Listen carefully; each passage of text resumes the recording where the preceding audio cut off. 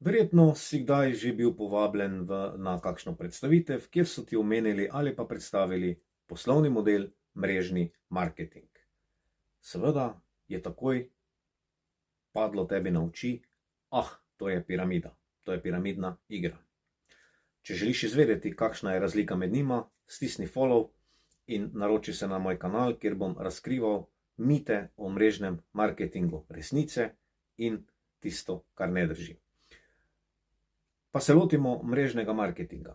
Mrežni marketing je legalen poslovni model in je dovoljen v večini držav po svetu. Piramidna shema oziroma piramidna igra je nelegalen poslovni model in je prepovedan povsod.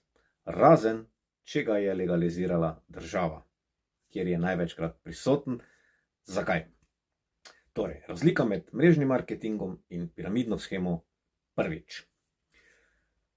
Mrežni marketing deluje na principu, da iščemo nove poslovne partnerje, sodelavce, tiste, ki bodo širili in priporočali izdelke naprej, in pa stranke.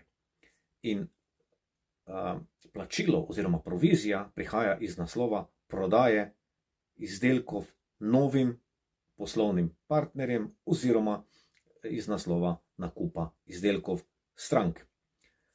V piramidni shemi pa tisti, ki priporoča nek tak poslovni model, dobi plačilo na podlagi vložka, ki ga je pripeljal, ki ga je vplačala nova stranka oziroma nov poslovni partner. Torej, v ozadju ni nobenega produkta ali storitve, ali pa je to nekaj čisto brezveznega.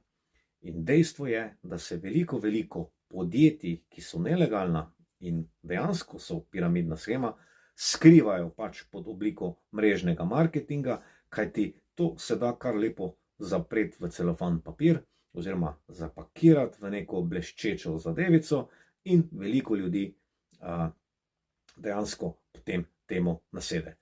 V naslednjem videu vam bom povedal, pri čem je dobro biti previden, ko vam nekdo predstavlja idejo o poslovni priložnosti, imenovani mrežni marketing. Zato stisni subscribe in počakaj na naslednji posnetek.